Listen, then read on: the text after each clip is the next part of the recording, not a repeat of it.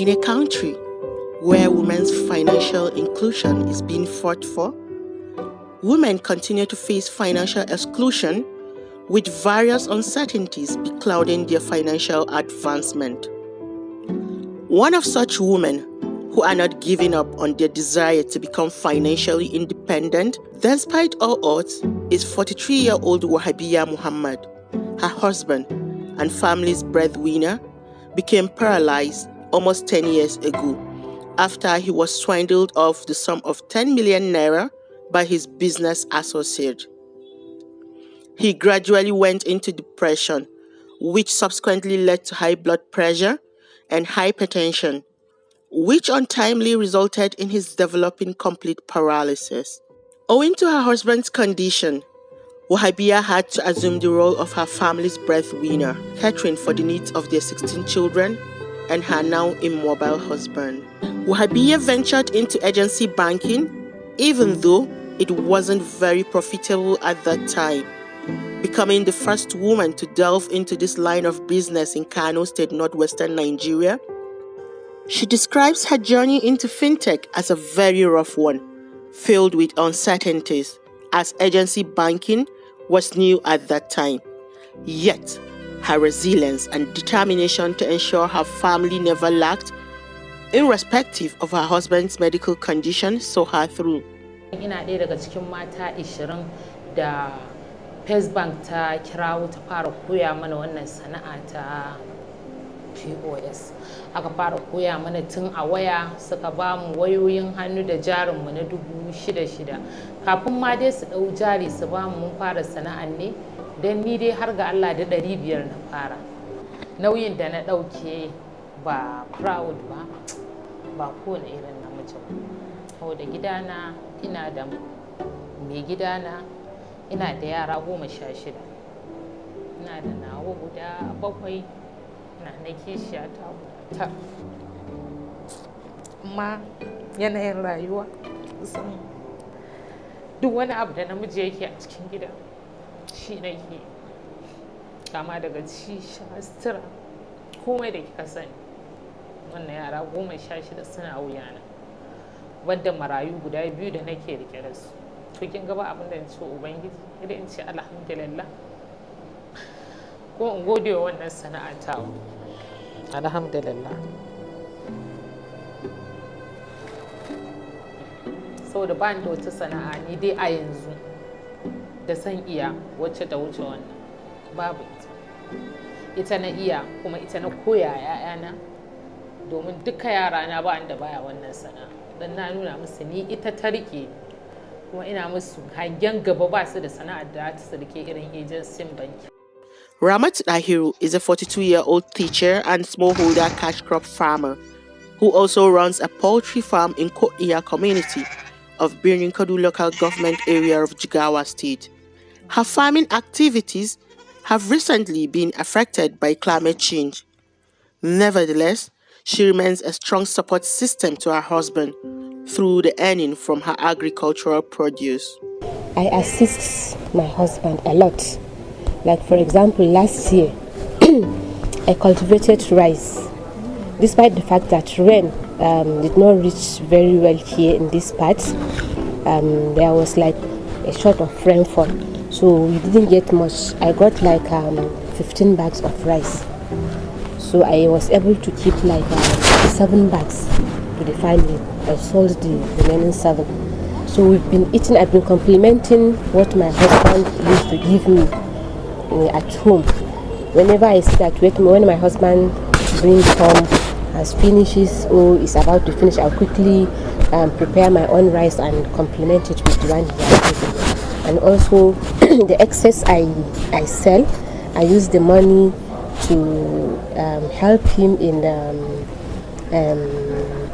in helping our children in school. He pays the school fees, but you know there are other things, day-to-day running of things at home. Like for example, if the children are going to school, they would like to go with snacks or drinks, so I buy it with the excess money I have. Or at times they may need exercise books when my husband is not around to give, I used to give him. And also even my neighbors benefit from what I farm, what I cultivate. I used to, whenever people come to me for assistance, I used to give them from what I have. Ramatu is yet to delve into fintech, but looks forward to the adoption of e-payments to boost her business. Before COVID, I was doing it excellently. The activities are moving very fine. Like for example, before COVID, I was able to stock my poultry because I have poultry farm too. I'm doing it around my house. So I was able to stock like 200 birds, chickens that lay eggs, you understand? So I was getting it, things are normal. That time I started when the poultry feed was 3,000 or 2,800 like that. To when COVID hit, wallahi, the feed reached up to 7,000, to the extent that I couldn't buy the feed. I have to sell the chickens out because what they are bringing is not, they cannot feed themselves. Aside from climate change, the COVID-19 pandemic almost crippled her business. She is still recovering from the loss. Ramatu understands that the man-made activities, like irregular felling down of trees for fossil fuel, causes climate change and has accordingly adopted a climate-friendly way of generating fuel through the use of animal droppings. That charcoal technology, we call it briquette charcoal. It's a technology whereby we use the remains of our farm produce. It's not as if we cut trees, because we are discouraging deforestation, cutting down of trees because of the effect of climate change, which is devastating, and it keeps on going high and high because at the rate at which trees are being felled down is alarming. So they now bring out a substitute to it that we can use the remains of our farm produce, like for example maize stalk, corn stalk, the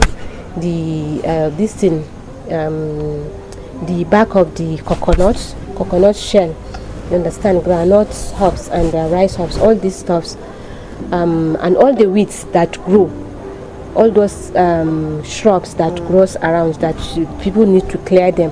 So when they dry up, we can all equally use the leaves and the stalk to burn it, to carbonize it. We call it carbonization. We carbonize it, that is burning. The burning in the absence of air gives you charcoal.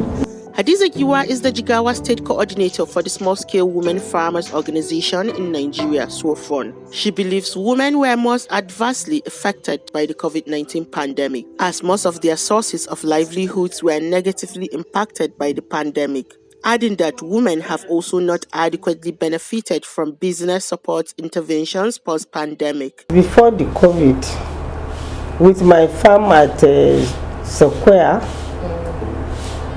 if we produce sorghum and beans. When we finish, sometimes we get up to 9 bags. But with COVID-19, I think I only got 1.5 bags, which is not even enough for us to feed for the year. While previously, out of the 9 bags, I used to keep 4 bags for feeding.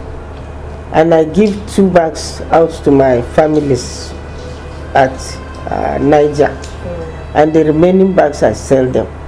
But with COVID-19, I didn't have enough for me to even give out or even sell.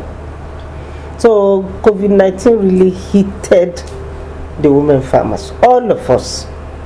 Giwa says the Central Bank of Nigeria's effort to include women in their post-COVID-19 financial interventions has failed to achieve its desired result. Notwithstanding, she believes women benefited substantially from COVID-19 palliative measures during the pandemic. She believes the government can do much more. There was a time the Central Bank involved us that we should bring in our women. If they can open accounts and then start keeping money inside the accounts, and they will be using the e-payment transaction, that they are going to give them loan. We did that. They didn't do nothing for us. But the government assisted us. The government gave us, it was through e-payment, they gave us money to procure fertilizers and gender-friendly equipment, especially groundnut oil processing equipment. Saadat Farouk, a financial inclusion specialist at the Security and Exchange Commission (SEC), isn't satisfied with the level of women's representation in the country's financial system. She describes Nigerian financial ecosystem as a male-dominated sector, adding that it will take a long time before the gender gap is closed. Yeah, even the conventional finance, we are not so knowledgeable, we are not so obvious in it. Not to talk of the digital finance, how literate digitally are women, majority of us. So I think for me, that would underscore our presence in the digital world. But that does not foreclose the fact that quite a number of women too, are within that, are within the circle of the digital finance. But if you narrow it again to the hands-on people around digital finance, I will tell you the participation is very, very, very low. And this again takes me to the realm of how literate have we been digitally.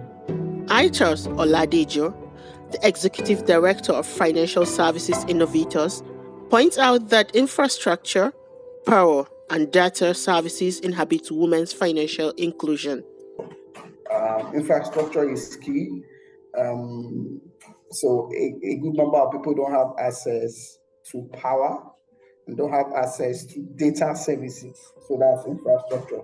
And data services can even be too expensive for people to use. You buy airtime, USSD, you do a transaction, the man on the last mile is paying some money. For some people, that's a problem. So infrastructure is one key challenge. Another challenge I see is digital literacy itself. Before people can become financially included, I think that digital literacy is key. So digital literacy, the awareness, the training, the capacity building, all of that is important to achieve our goals. So it's a challenge. How many people are digitally literate in Nigeria? How many people can use a laptop completely? Laptops are even expensive. Where will you find them? How many people have tablets? How many people can use phones? So many people use feature phones just to make a call and drop it, even when they have smartphones.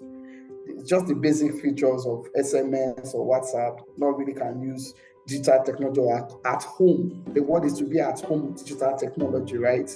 And so that's another key aspect. I think another barrier is financial literacy.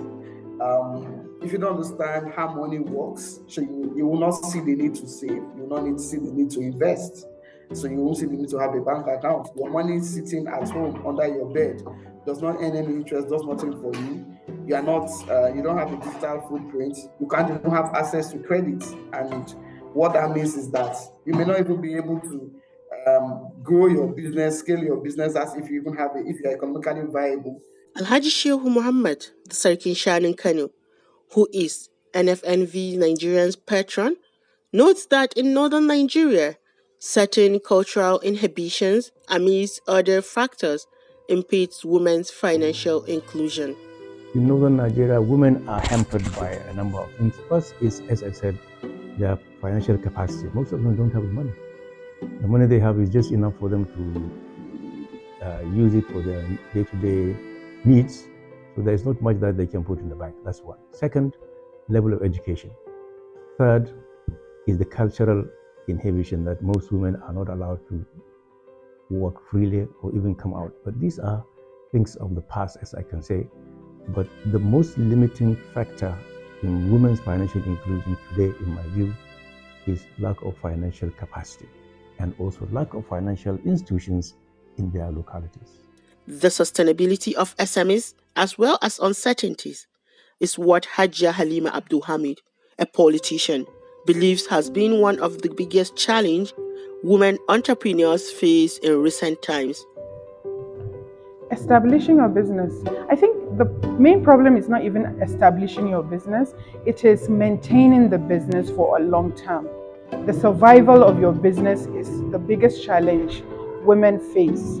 It's not starting, it's not capital, it takes a lot of process in making your business last. We have internal factors in the country, we have financial factors, we have economic, we have political factors, and also we have a natural disaster like the COVID-19 that came in. It affected a lot of businesses. Meanwhile, Martina Medak, head of business development at the Nine Payment Service Bank, NPSB, Nigeria, believes the paucity of tailor-made financial products for women, lack of access to banking services and financial products, as well as low literacy levels among women continue to hinder their financial inclusion. There is lack of access, whether it's distance from the bank, from the physical branch, or from the agent banking point, or channels that they use to enjoy those services are not reliable as such. So accessibility is definitely one of the key factors that have impact on the financial inclusion and the level of financial inclusion for women. The third one is very low financial literacy level that impacts whole of Nigeria, but probably to more extent women.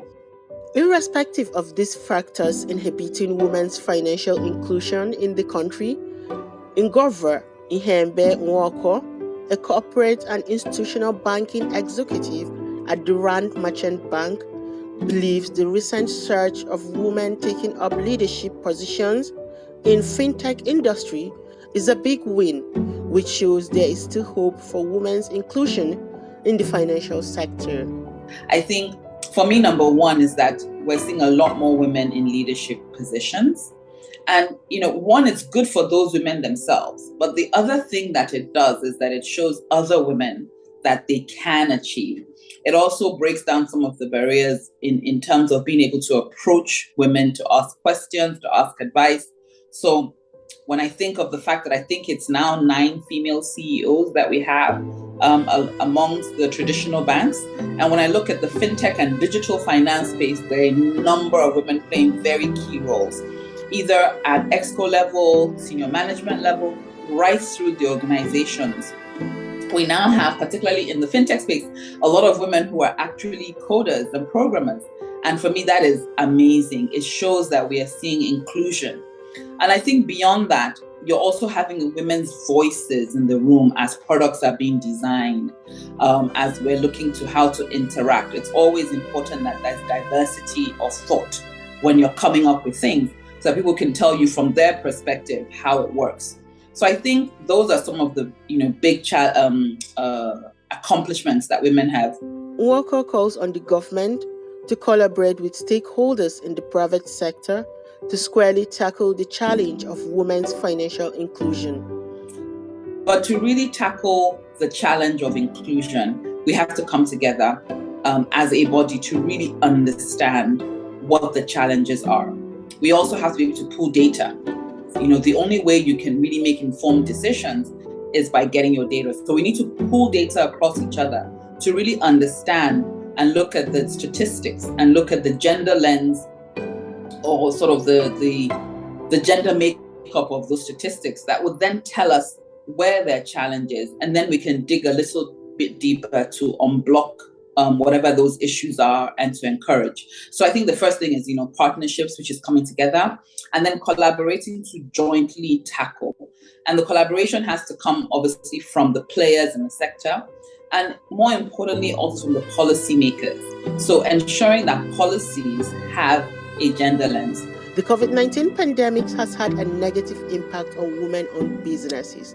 Clement Aigbogun says it is a blessing to further women's participation in digital finance. The COVID-19 was an eye-opener for us to see that, women can actually play an intermediary role between us providers and the end user market. So we saw an upsurge of women registering as agents and who were now operating in areas where we couldn't go to as males. Because we operate more in the north and all that. So we had an upsurge of female agents registered within the COVID-19 pandemic. So I would say it had a positive impact. driving women financial inclusion. Carol Oyedeji, an executive director at EcoBank Nigeria, is certain that special grants, counseling sessions on finance and women-tailored welfare programs will help ensure an inclusive economic recovery from COVID-19. From a government perspective, we should consider things like special grants to offer to women to support them to rebuild their businesses. Counseling sessions also would help on COVID-19 period. Chips for their children, to just support some progress that they can help at least with in front of the family space. Conditional funds transfers, welfare programs, healthcare outreach, gender finance, basically to just help support women as best as possible to just come out of the difficulties they have encountered and begin to, get back to normal. I think this would help. Oyedeji says certain laws in the country impede women's financial inclusion. Hence, only their abolition, followed by a deliberate focus on gender financing, will help in closing the gender gap in women's access to finance. From the, I'll say from the federal level, I think there are several laws that discriminate against women, certain customary laws, some religious laws. I mean, those are things that we can look into to sort of ensure that all these things are, reviewed to support women's participation more in financial services. Yusuf Gelesu, the immediate past president of the National Association of Microfinance Bank, NFNV, admits that women are marginalized in terms of access to finance, but says that the trajectory is now changing. For the women, like I've said before, they are still lagging behind. Why? Because of the absence of enlightenment, proper enlightenment, and people are a little bit, averse to new things. So I think that is what is attributing to why women are still lagging behind. But I think with concerted efforts at enlightening them, educating them so that they see the value, what is in there for them, that's the only time I think they will embrace it fully. But it's a good development in the financial system, yeah. Gelesu says the government is currently working on policies to ensure women are financially included. Government has seen the issues, the gap that's been created there. So what they have done is, right from way back 2013, the federal government introduced what we call MSME Fund, Development Fund, and they launched about 220 billion naira for that to take care of the MSMEs. And like I've told you, most of the companies, even though they are running informally, are manned, by the ladies. And the agreement or the understanding then was that out of this 220 billion naira that is out there to assist and prop up the businesses in the MSME segment, 60% of that fund is supposed to be directed to women only. Gelesu emphasizes the need for the digitalization of businesses as a key strategy for ensuring quick recovery from the impact of the COVID-19 pandemic. For COVID, even though it was so devastating, it opened our eyes, and it has made us to realize that you can't just sit and do business just as as usual. Now, COVID has shown that if you want to survive, because we have seen COVID now, we don't know what next is coming. It can be worse than even COVID. So COVID has shown us that you have to find a way to survive in whatever situation you find yourself. And for that, ladies or the SMEs are advised to look inwards, try to digitalize their businesses, try to ride on existing technologies that have been springing out every day. As women entrepreneurs are looking forward to a time when they will be fully included in the country's financial sector, hopes are that their inclusion will be sustainable and withstand all forms of uncertainties that may arise in future.